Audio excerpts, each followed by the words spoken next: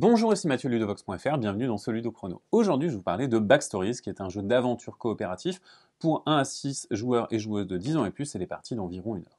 Dans ce jeu, les joueurs et joueuses vont incarner un personnage et vont vivre une aventure avec ce personnage. Cette aventure va être racontée par des cartes et notamment ces cartes perforées, qui sont des cartes d'action. Alors comment est-ce que vous allez jouer? Eh bien, tout d'abord, vous allez sortir le paquet sans le mélanger, sans le consulter, et vous allez regarder la carte du dessus. Ça va vous indiquer une mise en place, donc d'aller récupérer des cartes. Toutes les cartes sont numérotées dans leur coin. Vous allez récupérer des cartes actions, des cartes objets, un panorama que vous allez constituer avec l'aide de ces pictogrammes, votre carte de personnage, ici on incarnera donc Sophie, et notre objectif. Pour le premier acte, on va devoir retrouver la trace de notre frère en interrogeant les gens du refuge dans lequel on se trouve. Et ensuite, eh bien, on va pouvoir commencer à jouer. Comment est-ce qu'on joue? Eh bien, on va tout simplement soit faire chacun une action à son tour, soit décider coopérativement en discutant de quelle serait la meilleure action. Les actions qu'on va pouvoir faire, on va les faire grâce à ces cartes, objets et ces cartes qui possèdent des verbes d'action. Par exemple, ici, nous avons une action fouiller, ramasser, explorer la zone. Ici, discuter, parler. Et ici, questionner à propos de notre frère Jean. On regarde ce qui se trouve dans le panorama. Il y a 2 personnes patibulaires dans l'endroit où sont entreposées les affaires. On va avoir une personne qui attend à l'accueil et quelqu'un qui est en train de râler sur une machine à café. On va donc discuter entre nous et on peut tomber d'accord sur le fait qu'on va discuter avec cette personne qui est sur cette machine à café. Mais est-ce qu'on va utiliser discuter, parler ou questionner à propos de notre frère Jean? Eh bien, notre objectif, c'est quand même de retrouver notre frère Jean, donc on va sélectionner cette action-ci, questionner à propos de notre frère Jean. On va glisser la carte dessous et ensuite on va retourner l'ensemble pour obtenir le résultat de notre action.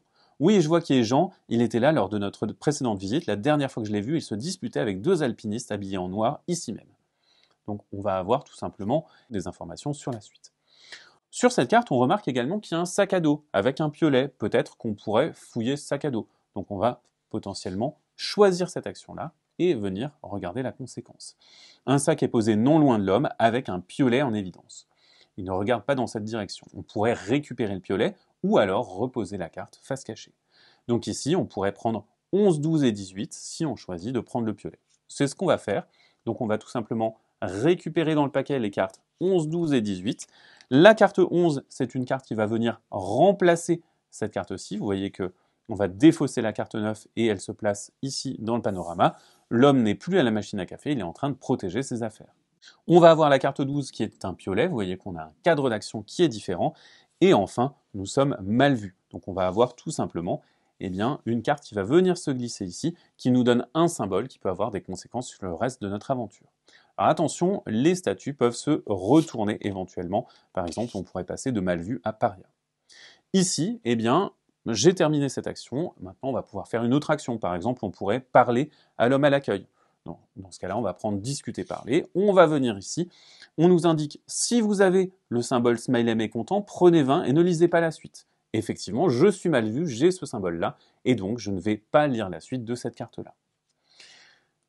De la même manière, on va avoir des cartes avec des encoches plutôt que des fenêtres. Ces cartes avec des encoches sont des objets, et dans ce cas-là, par exemple, si je veux montrer cette lettre que m'a écrite Jean à ses alpinistes en noir, je vais retourner la carte comme ceci, et peut-être que ça appelle un numéro. Ici, ça appellera le numéro 16, ce qui m'indique d'aller chercher la carte numéro 16. Vous allez jouer comme ceci pour avancer dans l'acte, et vous allez potentiellement basculer à l'acte suivant. Dans ce cas-là, vous allez potentiellement changer le panorama, changer certains cadres d'action que vous avez, et changer certaines règles du jeu. Vous progressez d'acte en acte en essayant d'accomplir au mieux les objectifs de chaque acte. À la fin de la partie, suivant comment vous avez rempli votre objectif, vous aurez votre degré de succès ou d'échec. Voilà pour Backstories, qui est donc une aventure coopérative qu'on va vivre ensemble en utilisant des cartes perforées pour avoir les conséquences de nos actions. Maintenant, à vous de jouer et à bientôt sur ludovox.fr.